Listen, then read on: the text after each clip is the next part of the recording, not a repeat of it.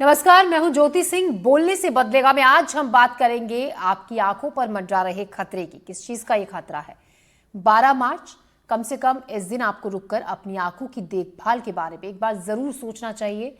हम बात कर रहे हैं तेजी से फैलते ग्लूकोमा की। दुनिया इस तारीख को ग्लूकोमा डे के रूप में मनाती है 12 मार्च को, ताकि लोगों को इसके बारे में जागरूक किया जा सके। आंखों की रोशनी की बात करें तो ग्लूकोमा से अधिक खतरनाक शायद ही कुछ और हो सकता है, लेकिन चिंता इस बात की है कि हम में से अधिकतर लोग इसके शुरुआती लक्षणों को सिरे से नजरअंदाज कर देते हैं। तो आज हमारे साथ कुछ एक्सपर्ट्स भी होंगे।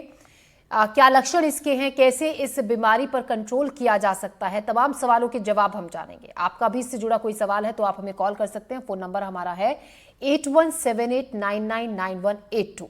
और साथ ही हम लगातार ग्राफिक्स के जरिए आपको बता भी रहे हैं कि किस तरीके से ग्लूकोमा अटैक करता है, क्या इसके लक्षण हैं। हमारे साथ खास मेहमान जुड़ गए हैं। डॉक्टर विनीता रमानी हमारे साथ, आई स्पेशलिस्ट हैं, और हमारे साथ ज्योत्सना है जो कि पेशेंट हैं।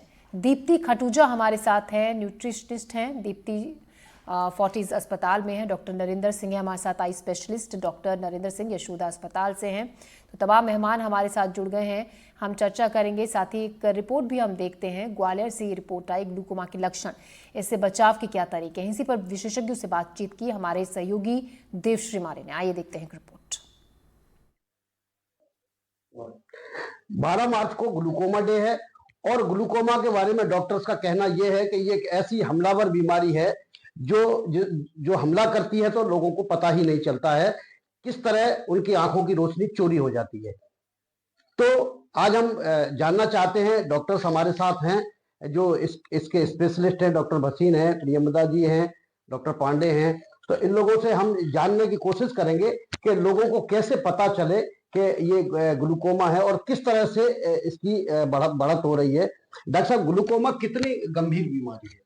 ग्लूकोमा जो है ये सबसे घातक बीमारी है आँख की, क्योंकि इसमें जो आँख की रोशनी की नस है उस पे असर आता है, और जो असर उस पे आता है वो परमानेंट है।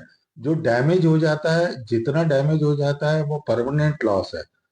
अगर वो 95% आँख की रोशनी की नस खराब हो चुकी है तो पूरी 95% रोशनी नहीं आ सकती दोबारा। इसीलिए इसको सबसे घातक बीमारी कहा जाता है। अच्छा, देखिए, बहुत घातक बीमारी है और लगभग देश में अभी 1 करोड़ से ज्यादा पेशेंट इसके आ चुके हैं। अगर दुनिया की बात करें तो लगभग 8 करोड़ पेशेंट आ चुके हैं और जो आगे की संभावनाएं हैं वो बहुत ही चौंकाने वाली हैं। कहा जा रहा है कि ये आंकड़ा बहुत तेजी के साथ बढ़ रहा है। चूंकि अब दोनों ही लोगों में बीमारी होती है। हमारे साथ डॉक्टर प्रियमदा वसीम भी हैं, हम उन्हीं से बात करते हैं। पूछते हैं कि मैडम, ये बताइए कि क्या महिलाओं और पुरुषों के बीच में क्या स्थिति रहती है? क्या महिलाओं में भी बीमारी ये होती है? महिलाओं और पुरुषों और बच्चों में भी ये बीमारी हो सकती है।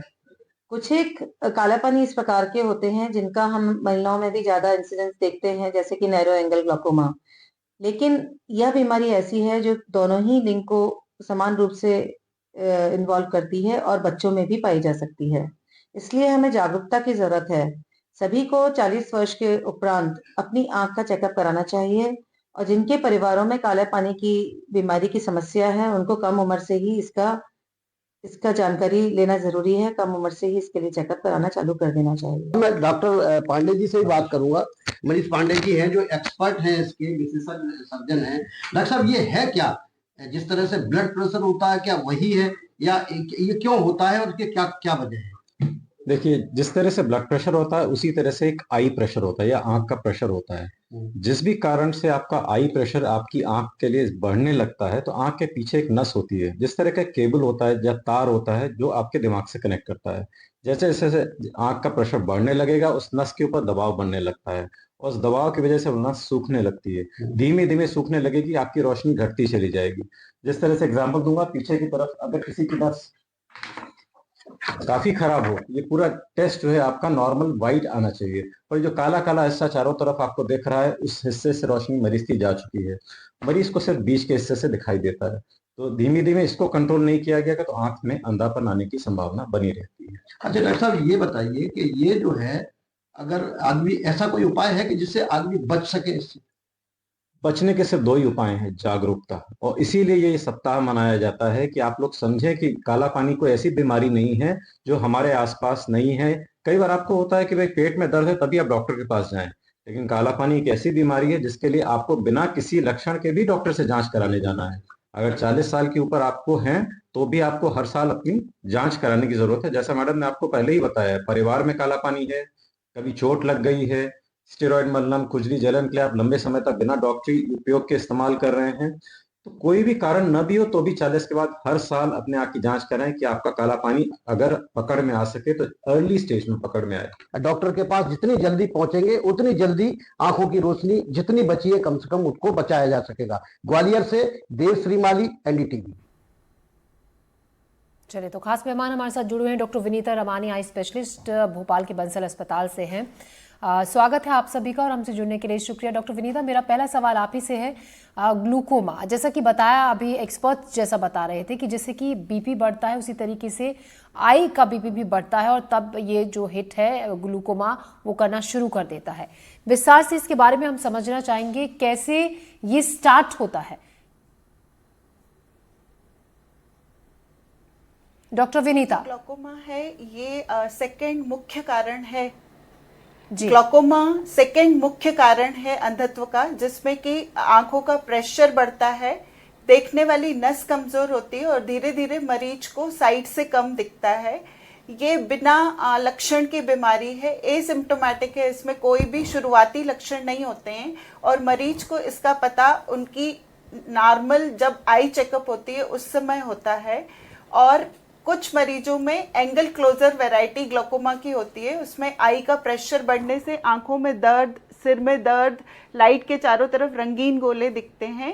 ये अक्सर उन लोगों में होता है जिनकी फैमिली हिस्ट्री होती है एंगल क्लोजर की, क्योंकि ये जो होता है वो आंखों की बनावट की वजह से होता है। अगर आपका पानी ले जाने वाला रास्ता सकरा है, जिसे हम एक्वस ह्यूमर कहते हैं, तो नॉर्मली एक आई में बैलेंस होता है जिसमें जितना एक्वस सिक्रीट होता है उतना ही ड्रेन होता है। अगर वो ड्रेनेज चैनल्स बंद हो गई हैं तो आपका प्रेशर आंख का बढ़ता चला जाता है। जैसे कि एक बलून में अगर आप प्रेशर बढ़ाते जाएंगे तो उसमें नुकसान होगा, वैसे ही हमारी नस में इरिवर्सिबल नुकसान होता है। जो देखने वाली नस है वो दबाव सहन नहीं कर पाती है और उसकी रोशनी कम हो जाती है। जी, हमारे साथ एक कॉलर भी जुड़ गए हैं, अंबाराम है हमारे साथ उज्जैन से, जो अपना सवाल पूछना चाहते हैं इसी से जुड़ा कुछ। जी अंबाराम जी, कहिए क्या कहना चाहते हैं आप? मेरे को दूर का पहले दिखता था साफ चश्मा लगाने के बाद, अब दूर का दिखना थोड़ा कम हो गया और पास का दिखना भी कम हो गया। जी, डॉक्टर नरेंद्र, मैं चाहूंगी आप सवाल का जवाब दे। देखिए, पहचाने कोई भी कैसे इंसान कि उसको ग्लूकोमा की बीमारी स्टार्टिंग जो स्टेज है उसके क्या सिम्टम्स है? जैसा कि ये कॉलर हमसे अभी पूछ रहे हैं कि पहले दूर का नहीं दिखता था, चश्मा लगने के बाद पास की जो नजर है वो भी कमजोर हो गई। ज्योति जी, जी, काला मोतिया में सबसे बड़ी जो मुश्किल है वो ये है, ये बिल्कुल साइलेंट किलर है। अभी जैसे भाई साहब ने कहा, इनके जो लक्षण है ये इवन मोतियाबिंद के कारण हो सकते हैं। जी, जो भाई साहब ने फरमाया कि दूर का नहीं दिखता, नजदीक का। अब इस हालात में इनका एक थोरो चेकअप होना चाहिए, एग्जामिनेशन होना चाहिए। और जैसा डॉक्टर साहब अभी कह रहे थे, ग्लूकोमा में ये सिचुएशन बड़ी कॉमनली आती है कि हम मोतियाबिंद के लिए चेक करते हैं और जैसे टेस्ट मोतियाबिंद के लिए होते हैं तो पता चलता है वहां पे काला मोतिया भी है। जी, तो भाई साहब ने जो फरमाया है, इनका एक प्रॉपर चेकअप होना चाहिए। क्या इनकी नजर की कमी सिर्फ मोतियाबिंद के कारण है, या उसमें कोई काला मोतिया के कारण बदलाव तो नहीं है? जी। तो अंबाराम जी, आपको चेकअप पहले कराना चाहिए। हमारे साथ पेशेंट भी है, ज्योत्सना है। ज्योत्सना, आपको क्या ग्लूकोमा से आप पीड़ित हैं, उसका ट्रीटमेंट चल रहा है? जी, या फिर आपका ये जो आपको ग्लूकोमा जब हुई थी, इसकी जो परेशानी, जो इसकी दिक्कत होनी शुरू हुई थी, इलाज के बाद उसमें कुछ सुधार हुआ है?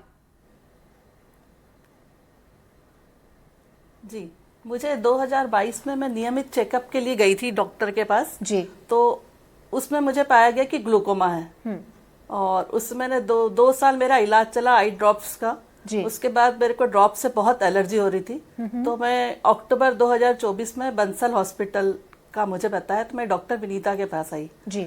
यहाँ पे एलर्जी से इतना परेशान देख के डॉक्टर ने मुझे तुरंत सर्जरी की सलाह दी जी। और सर्जरी के बाद अभी मैं काफ़ी ठीक हूँ, मेरा प्रेशर कंट्रोल में है और मुझे आई ड्रॉप से समझो निजात मिल गई है और आज की डेट में मैं ठीक हूँ बिल्कुल।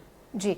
डॉक्टर विनीता, क्या ग्लूकोमा का इलाज सर्जरी ही है या फिर कुछ दवाओं का इस्तेमाल करके, खान पान में कुछ ऐसी चीज़ें इंक्लूड करके या एक्सक्लूड करके इस पर हम थोड़ा सा कंट्रोल कर सकते हैं?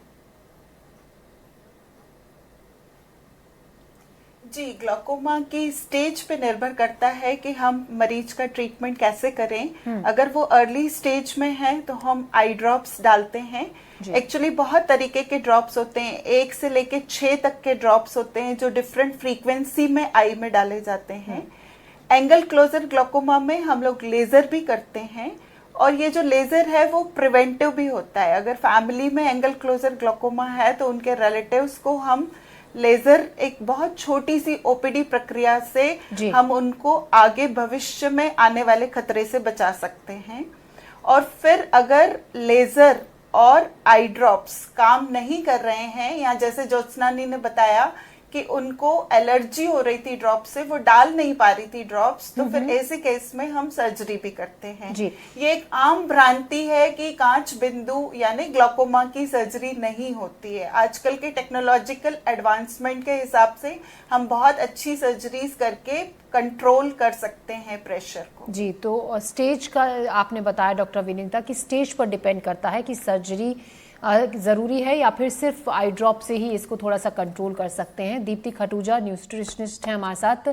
दीप्ति, क्या कुछ ऐसी चीज़ें, ऐसे फल फ्रूट्स या फिर कुछ ऐसा खाना कोई भी अपनी डाइट में इंक्लूड कर सकता है जिसका सीधा कनेक्शन हमारी आई साइट से हो, जिससे कि हम उसको बेहतर बना सके या कंट्रोल कर सके अगर हमारी आंखों की रोशनी कुछ कम हो रही है तो?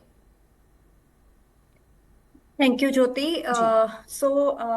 जो डाइट है अगर मैं बात करूं तो उसमें नॉर्मली आमतौर पे हम नॉर्मल डाइट देते हैं, यानी सब कुछ खा सकते हैं, लेकिन स्पेशल एम्फेसिस यहाँ पे ये रहता है कि विटामिन ए यानी कि जो आपकी आंखों की शक्ति को बढ़ाता है, शुरुआत से ही इसका सेवन किया जाए। और आमतौर पे अगर मैं विटामिन ए की बात करूं तो वेजिटेरियन फूड में, क्योंकि हमारे भारत की 70% जनता शुद्ध शाकाहारी है, तो जो भी अलग अलग रेड, ऑरेंज या पीले कलर की जो सब्जियां और फल पाए जाते हैं उनमें विटामिन ए की मात्रा बहुत अच्छी होती है, रेटिनॉल की जो बॉडी में विटामिन ए में कन्वर्ट होता है।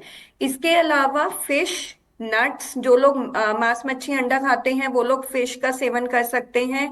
और नट्स जो है, एक मुट्ठी नट्स जो है बादाम और अखरोट की गिरी, उसमें भी भरपूर मात्रा में विटामिन्स और मिनरल्स पाए जाते हैं जो कि हमारे एंटीऑक्सीडेंट्स की तरह काम करता है। तो इस तरीके से अगर मैं बात करूं तो ICMR की जो अभी लेटेस्ट गाइडलाइंस आई है, Indian council of medical research की, कि हमारी एक थाली में से आधी प्लेट जो है वो सीजन की अलग अलग कलर की सब्जियां और फलों से होनी चाहिए, जो कि इस समय हमारी अनाज की मात्रा से होती है।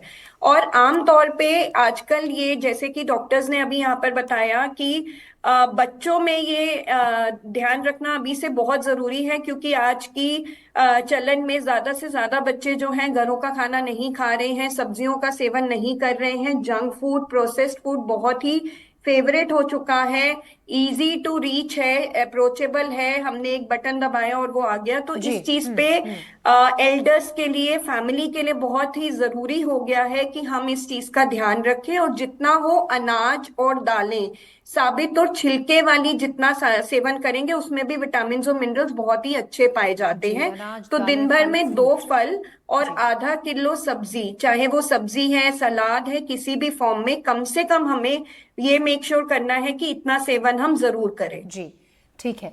डॉक्टर नरेंद्र, जैसा कि अभी हमें बताया डॉक्टर दीप्ति ने कि किन किन चीज़ों को हम इंक्लूड कर सकते हैं, क्या अगर हम बच्चों की बात करें, क्या ये सिर्फ खाने पीने की कमी, कुछ ऐसी चीजें, विटामिन ए की कमी से ही ग्लूकोमा हमें हिट करता है, या फिर बच्चों में जैसे आजकल बहुत ज्यादा, क्या इससे भी आंखों की रोशनी पर फर्क पड़ता है? मोबाइल का इस्तेमाल बहुत ज्यादा, स्क्रीन टाइमिंग बहुत ज्यादा बढ़ रहा है, क्या ये भी रीजन हो सकता है आंखों की रोशनी पर अगर किसी तरीके की कोई दिक्कत आती है तो? जी, आपने ये जो हमारा डेफिनेटली मोबाइल और ये सब जो यूज है, ये डेफिनेटली बच्चों की आंखों को बहुत इफेक्ट जी। कर रहा है। एंड डेफिनेटली अगर हम अपनी पिछली जनरेशन में देखते हैं तो ये सारी डिफिकल्टीज उस टाइम हम फेस नहीं करते थे। हालांकि इसका डायरेक्टली कोई ग्लूकोमा से लिंक नहीं है, लेकिन डेफिनेटली इन चीजों के कारण बच्चों में जैसे चश्मे का नंबर है, मायोपिया है, ये डिफिकल्टीज हम बहुत ज्यादा फेस कर रहे हैं जी। एंड डेफिनेटली ये लाइफस्टाइल में ये इम्प्रूवमेंट होनी बहुत जरूरी है कि जितना रिक्वायर्ड है उतना ही यूज हो इन चीजों का, जरूरत से ज्यादा इस्तेमाल ना हो। डॉक्टर नरेंद्र, वो क्या एज है, मतलब हमें कब, कितने वक्त के गैप में आई साइट चेक कराती रहनी चाहिए, ताकि, क्योंकि देखिए लोग कभी भी डॉक्टर के पास तब तक नहीं जाते हैं जब तक उन्हें कोई दिक्कत ना हो। एक जो रूटीन चेकअप है आईज का, कितने वक्त में कराना चाहिए, क्या वो एज है जब करा लेना चाहिए? ज्योति जी, आपने बहुत अच्छा सवाल ये पूछा। अगर हम बचपन से शुरू करें, छोटे बच्चे जी, तो बच्चों का साल में एक बार, बच्चों का भी साल में एक बार चेकअप होना चाहिए, और वो उम्र 1, 2, 3, 4 उस एज में भी होना चाहिए, क्योंकि हमारी जो नजर है बच्चों की वो लगभग 4 साल की उम्र तक हम कहते हैं जितनी बननी है वो बन जाती है। तो उस दौरान हमें ये इंश्योर करना होता है कि उनका जो विजन है वो बिल्कुल क्लियर होना चाहिए। अब रही बात बाद में, कम से कम साल में एक बार प्रॉपरली दवाई डाल के थोरो चेकअप आई का होना चाहिए। स्पेशली ये जो प्रॉब्लम्स है जैसे ग्लूकोमा है, ग्लूकोमा बिल्कुल एक साइलेंट डिजीज है जिसमें ऑलमोस्ट मेजॉरिटी पेशेंट्स में कोई सिम्टम्स नहीं होती हैं, उनको एहसास ही नहीं होता है।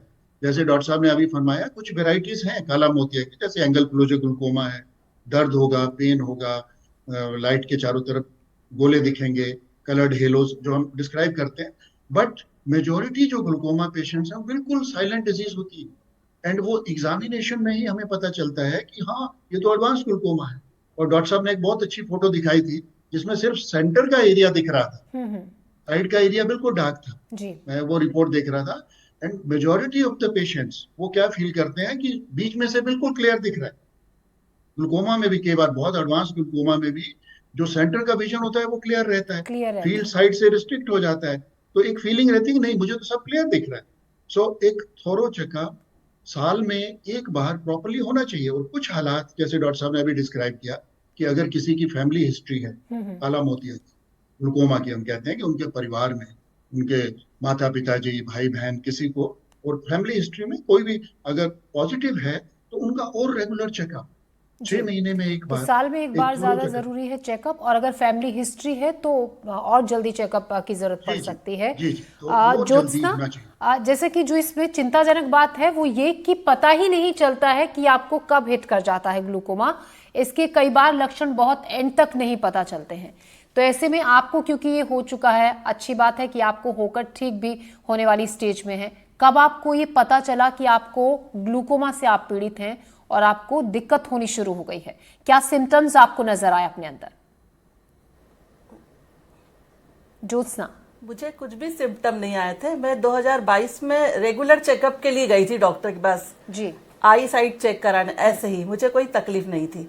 तो डॉक्टर ने चेक करके बताया कि आपको तो एडवांस ग्लूकोमा है, एक आंख ज्यादा डैमेज है और दूसरी भी उसी तरफ जा रही है। बहुत घबरा गई थी मैं उस समय। फिर उन्होंने नियमित ड्रॉप्स शुरू करे सब। 2 साल तो ड्रॉप से ही बहुत एलर्जी से इतना परेशान हो गई, आंखों में हर चीज से एलर्जी हो रही थी। उसके बाद फिर सर्जरी करवाई मैंने। सर्जरी से अब ये हुआ है कि प्रेशर थोड़ा कंट्रोल में है। स्टार्टिंग में तो 40 प्रेशर निकल रहा था आंख में, अब 20 के अंदर आता है कंट्रोल में। दोनों आंखों की सर्जरी मैंने करा ली है सफल डॉक्टर विनीता से, बंसल हॉस्पिटल में। ठीक है डॉक्टर विनीता, अगर मान लीजिए, क्योंकि देखिए जी डॉक्टर विनीता, सर्जरी के नाम से हर किसी के जहन में एक बारी माइंड, आप रेडी हर कोई नहीं होता है, डबल माइंड हो जाते हैं सर्जरी के नाम पर। क्या ये संभव है कि बिना सर्जरी के कुछ एहतियात हम बरत कर, जैसे कि ज्योत्सना ने कहा कि उनको तो एलर्जी आई ड्रॉप से हुई थी जिसके चलते आपने उनको सजेस्ट किया कि सर्जरी जरूरी है, क्या ये संभव है कि बिना सर्जरी के कुछ खास बातों का ख्याल करके, दवाई फॉलो करके इसको कंट्रोल किया जा सकता है?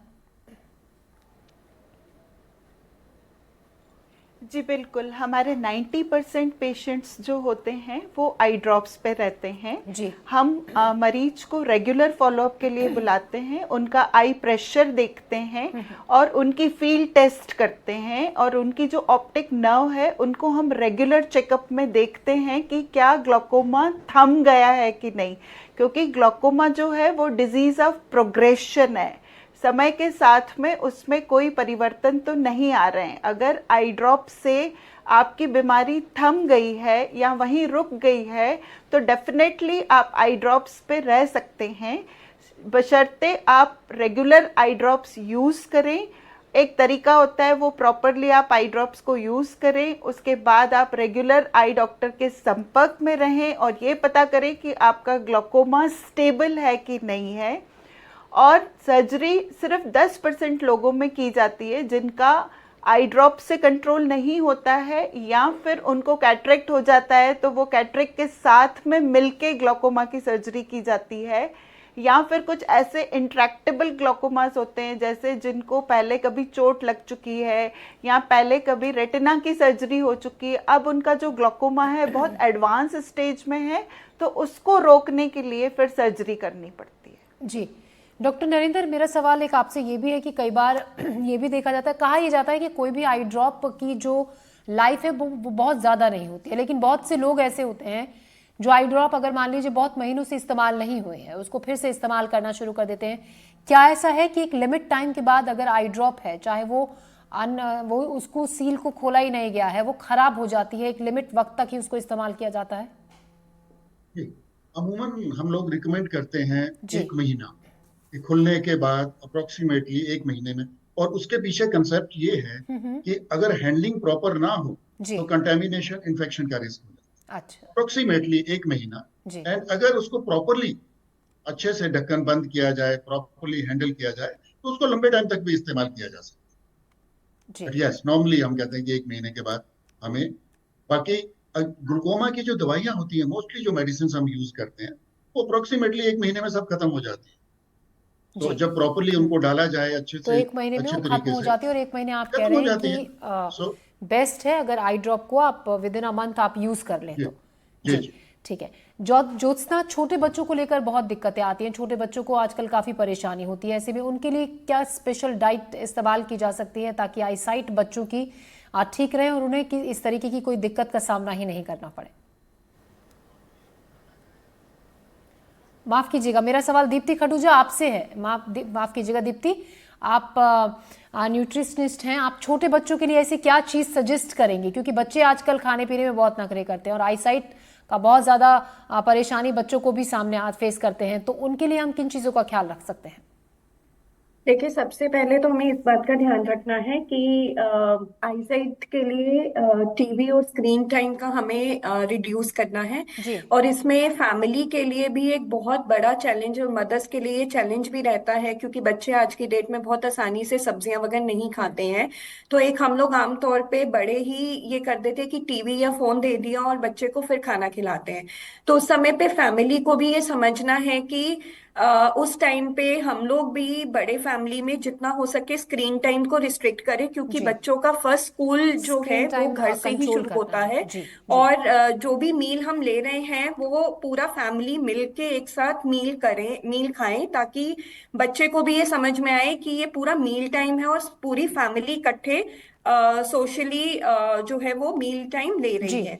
इसके अलावा मदर्स को, बिकॉज वर्किंग मदर्स हैं तो उनके लिए टाइम की भी एक कमी रहती है, तो मैं ये सजेस्ट करूंगी कि आज की डेट में बहुत सारी मीडिया हमारे पास अवेलेबल है, सोशल मीडिया, जहाँ पे बहुत सारी वेराइटीज है, रेसिपीज है, जहाँ पे हम सब्जियों का जो है आटे में मिला के या स्मूदीज में जैसे दही और फ्रूट के साथ हम नट्स और सीड्स को मिक्सर में ही ग्राइंड करके हम बच्चों को दे सकते हैं। भी काफी ज्यादा इंपॉर्टेंट है, डाइट में इंक्लूड करें। डॉक्टर दीप्ति, माफ कीजिएगा, वेराइटी इंक्लूड करें। आपको बीच में रोक रही हूँ, वक्त की कमी है, मैं जल्दी से एक जी जी, जल्दी से एक Indirect टिप form में मैं हम डॉक्टर बच्चों विनीता के और लिए डॉक्टर सब्जियों नरेंद्र से भी ले लेती हूँ, वो भी बहुत इंपॉर्टेंट है। डॉक्टर नरेंद्र, आप 12 मार्च को ग्लूकोमा डे मनाया जाता है लोगों को जागरूक करने के लिए ग्लूकोमा के बारे में, आपकी तरफ से क्या एक ऐसा टिप सभी लोगों के लिए ग्लूकोमा को लेकर? सबसे इम्पोर्टेंट ये है कि अगर चाहे कोई सिम्टम्स नहीं, हम्म, साल में एक बार प्रॉपर चेकअप होना चाहिए। एंड प्रॉपर चेकअप उसमें प्रॉपरली उसमें रेटिना, ऑप्टिक नर्व सारा असेस किया जाए, प्रेशर चेक किया जाए। एक थोरो चेकअप साल में एक बार करवाना चाहिए, चाहे आई में कोई सिम्टम नहीं। जी, एंड मोस्टली क्योंकि ग्लूकोमा का जो हम डिटेक्ट करते हैं, इस डिजीज को जब पकड़ते हैं तो उसमें मेनली साइलेंट कोई सिम्टम्स नहीं होती। तो एक प्रॉपर एग्जामिनेशन, एक proper checkup, and proper specially checkup जहाँ पे जरूरी है क्योंकि डॉक्टर जी नरेंद्र हम ये देखते हैं कई बार पूरा बॉडी का चेकअप करा लेते हैं लेकिन आई टेस्ट कोई नहीं रेगुलर कराता है, ये हम जी देखते जी हैं, अक्सर ये होता है। जी जी ठीक है, डॉक्टर विनीता आपकी तरफ से एक ऐसा क्या टिप हमें और हमारे दर्शकों के लिए ग्लूकोमा को लेकर जो लोगों को अवेयर करे इसके बारे में? ग्लूकोमा में 30% ओवर डायग्नोसिस और 30% अंडर डायग्नोसिस जी। होता है। तो आप रेगुलर आई टेस्ट करा रहे हैं, लेकिन आपको ग्लूकोमा एक्सपर्ट से जरूर ओपिनियन लेना है, क्योंकि ओवर ट्रीटमेंट और अंडर ट्रीटमेंट से भी मैंने देखा है अपनी प्रैक्टिस में कि बहुत नुकसान होता चला जाता है ग्लूकोमा के मरीजों को। और दूसरा, इसमें ग्लूकोमा वाले पेशेंट्स को रेगुलर दवाई डालना है और फॉलोअप करना बहुत ज़रूरी है। जी। जो लोग योगा में शीर्षासन करते हैं या सुबह उठ के 1 लीटर से ज़्यादा पानी पीते हैं, उनके लिए ये रिस्ट्रिक्शन रहता है कि वो ग्लूकोमा वाले मरीज इन दोनों चीज़ों को ना करें और एक हेल्दी लाइफस्टाइल अपनाएं, क्योंकि डायबिटिक जी। पेशेंट्स में, हाइपरटेंसिव पेशेंट्स में, माइग्रेन वाले पेशेंट में या 60 साल से बड़े पेशेंट्स में ग्लूकोमा की रिस्क बहुत ज़्यादा है। जी, डॉक्टर विनीता और ज्योत्सना और साथ ही डॉक्टर नरेंद्र, आप हमारे साथ जुड़े, तमाम सवालों के जवाब आपने दिए। डॉक्टर दीप्ति खटूजा, आपका हमसे बातचीत के लिए शुक्रिया। तो कुल मिलाकर आपको अपना जरूर चेकअप कराना है, पूरा बॉडी का तो चेकअप कराते हैं लेकिन आंखों को नजरअंदाज लोग कर देते हैं। अच्छी डाइट का ख्याल रखना है और जो एक अहम बात डॉक्टर विनीता ने बताई कि हमें नहीं पता होता है, कई बार हम शीर्षासन भी करते हैं, बहुत ज्यादा पानी लोग आजकल सुबह उठकर पीते हैं, ये हेल्थ के लिए बहुत अच्छा माना जाता है। तो अगर ग्लूकोमा से पीड़ित आप हैं तो इसका आपको ख्याल रखना है या आपको नहीं करना है। बोलने से बदलेगा। मैं अभी के लिए इतना ही, दीजिए इजाजत, नमस्कार।